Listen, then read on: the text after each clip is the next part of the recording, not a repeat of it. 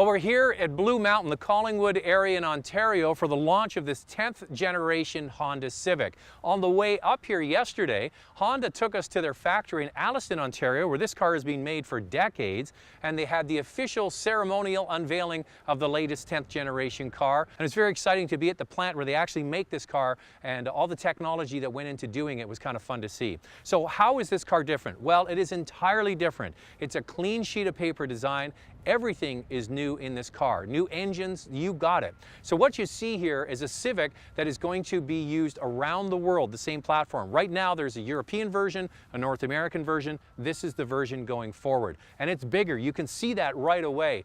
The wheelbase has been stretched by 30 millimeters, that's 3 centimeters. The car is 20 millimeters lower, it's 50 millimeters wider, and the overall length of the car is 75 millimeters longer than the outgoing model. However, they shortened the length of the front of the vehicle to make it look more dynamic. It's got this sweeping D-pillar at the back. It almost looks like a hatchback, even though it has a trunk. But not to worry, there is a hatchback version coming, also a coupe and SI versions down the road. What you see here is the top touring model. In order to get alloy wheels, you have to buy the EX. That's where you get 16-inch alloy wheels. There's a new trim level called the EXT, and that's where you get the new 1.5-liter turbocharged engine. That starts at $24,990. The top of the line touring is the one you see here, and you notice it because it gets the unique LED headlamps.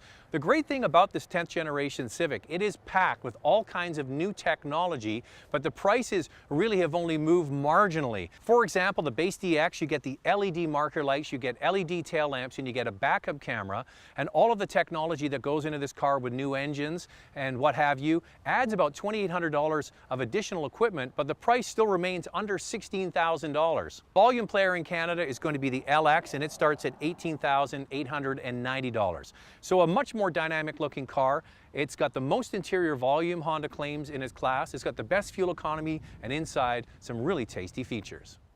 Now, with the old Honda Civic, there certainly were criticisms about the way it was put together. When they redid the car in 2012, it was riddled with hard plastics. They did update it over the years, but this is a monumental shift forward in terms of design. I like the way it looks. You notice right away they've gone away from the split screen for the center cluster. It's now one instrument cluster there, and it's because the dashboard is actually thinner and wider, and it was meant to give it a more open and airy cabin and sportier appearance, so they've gone to that single tack and speedo there in the center. So I think that's actually better. Now, the car is lower by 20 millimeters, as I mentioned. They also lowered the seats down, and the chief engineer told me that the seats, the hip position where you sit, is about the same as an Audi TT, which is quite a sporty car. Now, that could be a positive and a negative. Older buyers might have a hard time getting in because it's so low. Now, speaking about seats, in the back, the Civic has always been known for that perfectly flat floor, great for getting kids in and out of the back. Now, because they lowered the overall seating position, there's a hump in the middle.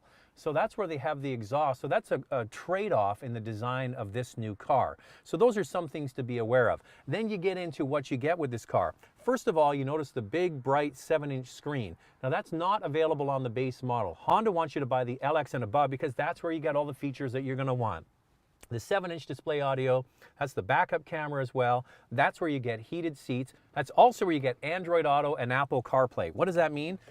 Everybody's wanted the power of their phone in their car. Now, through Android and Apple and the iOS, you can basically take the power of your phone and you mirror it on this screen. And that gives you the ability to use navigation, your phone, music, and features basically connected to the car. So that's all good. Now, if you get the top touring model, the one I'm in, if you have an Android phone, Apple doesn't have it yet, with wireless charging, you place that in front here and it charges wirelessly, which is great because every time you get in your car, your phone is getting charged. That's a great feature. So you have a much sportier looking interior, much better refinement. You have the latest technology embedded in the car, a sportier looking car on the outside, sportier feeling on the inside. Now let's find out if it is sportier. Now, before we get going, one thing I forgot to mention. A complaint I have about this car that I'm finding with the new Honda products, there is no volume knob on the head unit. There's a new sort of volume knob here in the steering wheel, which is good, but I still like a good old-fashioned volume knob there to adjust. So that's one thing. All right, now we're taking off in the new turbocharged version. It's a 1.5-liter turbocharged engine that's available on the top 2 trim levels. The EX-T, T obviously stands for turbo, and this touring model also comes with this engine. So this engine provides more power, more torque, but the best fuel economy of the 2 engines that are available. Now let's start with the base engine. It's a 2-liter engine. The old engine was a 1.8, so this is bigger, yet it's more fuel efficient.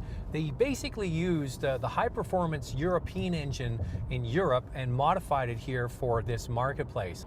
What you have is 158 horsepower and 138 foot-pounds of torque. That's 15 more horsepower than the outgoing model. Now that's married to either a manual transmission, and in most cases a continuously variable transmission. Then you get into the turbo, which really is quite impressive. 1.5 liters, as I mentioned. It produces 174 horsepower and 162 foot-pounds of torque. That's 31 more horsepower than the outgoing model, and can do a run to 100 kilometers an hour in 6.7 seconds. And the nice thing about this engine is maximum torque comes on at 1800 RPM. Now, it's interesting because a turbocharged engine maxed to a CVT really makes a really quite spirited drive. What happens is, because the transmission isn't changing gears, it can keep the engine in the sweet spot of horsepower and torque to continuously pull this car along. So taking off from a light is actually quite spirited. It doesn't have that usual shift between gears, but I'll give you an example of it right now. We're coming to a stop sign and take off. It makes some noise you can hear. It stays kind of at 1 RPM and just keeps pulling, pulling, pulling, pulling, pulling. Steps down a little bit. There you go, 100 kilometers an hour. That's pretty good. And the other thing that's nice about this car, it's a whole new platform, 25% more rigid. It's quieter on the inside, but the biggest change is they've gone with these hydraulic dampers. So that means the bushings now have sort of liquid in them, and it gives you a much more compliant feel. This car was benchmarked against European luxury cars, and it has a much more polished feel on the road than a Civic ever has in the past.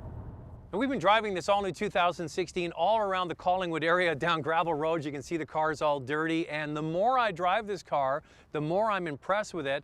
This really is the new benchmark for small cars. One of the knocks against the Civic for many years has been the fact that it's been quite noisy. This is definitely quieter. The new 1.5-liter engine that I've been driving today is impressive. It gets great fuel economy. It's rated at 7.6 liters per 100 kilometers in the city and only 5.5 on the highway, making it the class leader. Then you add in the much more refined interior, the upscale materials, and the latest technology, the best-selling car in Canada for 17 years, and it probably will be for many years to come, because this now is the benchmark in the class. Thanks for watching, and be sure to subscribe.